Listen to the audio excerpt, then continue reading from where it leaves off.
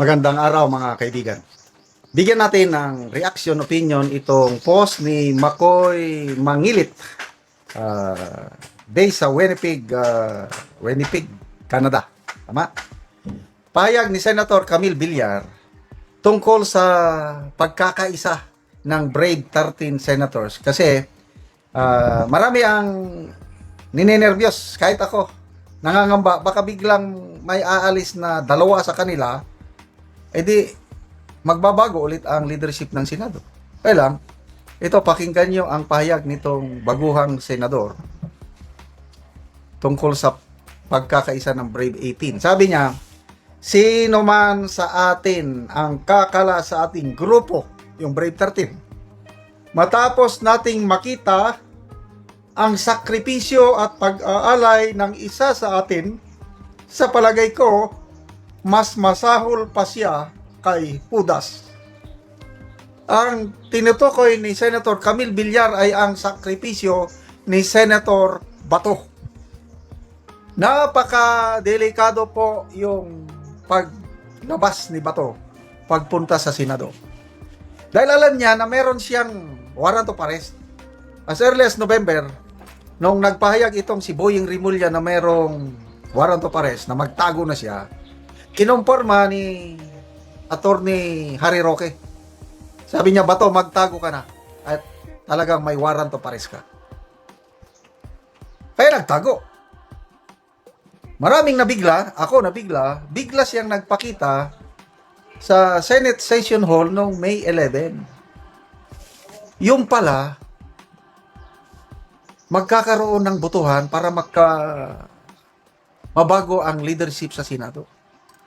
So yung pinagdaanan ni Bato, ngayon ko na lang naintindihan, nung in-interview ni Jessica So si Bato, one-on-one interview, naikwento ni Bato na hindi niya inaasahan na may aaresto sa kanya. Kumpiyansa siya.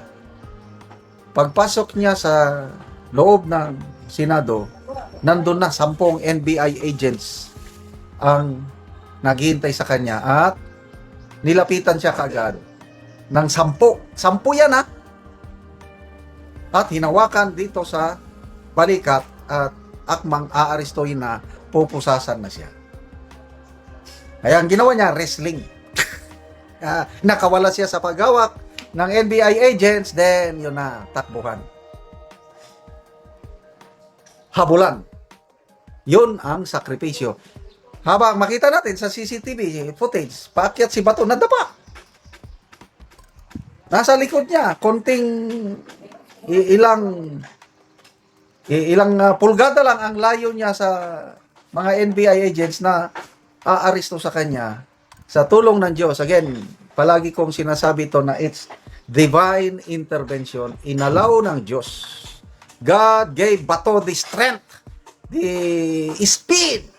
Sabi nga ni Bato, the fastest run I had in my life. Para hindi lang siya mahuli ng NBI. Hanggang nakarating siya sa session hall. At bumoto, then napatalsik si Soto. Ngayon, nabuo ang Brave 13. May bagong liderato. Yun yung sinasabi ni Camille Villar na sakripisyo ng isa sa atin. Kung may kakalas na isa, sobra pa siya sa Judas. So, with this statement, yung dalawang magkapatid na Villar, sa opinion ko, unmovable na yan. They will stick sa grupo ni Cayetano.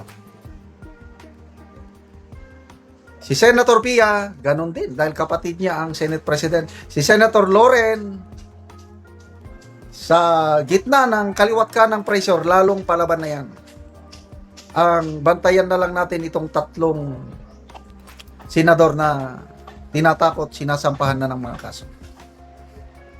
Kaya pagdasal po natin, ako everyday, I'm praying for these Brave 13 senators.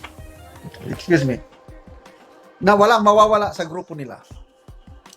Dahil napaka-importante, sila yung majority sa Senado. Para, number 1, tuloy-tuloy na ang flood control, yung resumption ng flood control hearing ng Blue Ribbon Committee. Tuloy-tuloy ang patas na pagdinig sa impeachment ni BP Sara. tuloy-tuloy ang paggawa nila ng trabaho nila na walang yung hindi sila nahahawakan sa leeg. Kasi ang nangyayari ngayon, ang administrasyon gustong hawakan ang leeg ng mga senador. Kasi nga, may plano daw sila na magkakaroon ng extension ng term ng mga congressmen, congresswoman, term ng mga senador para walang, basta pigilan nila ang pagiging presidente ni Bisa.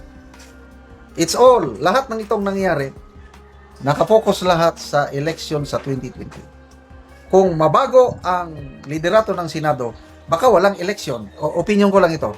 Baka walang eleksyon sa 2028 dahil magkakaroon ng charter change, constitutional assembly o convention, baguhin ang konstitusyon para ma-extend ang termino ng mga kongresista.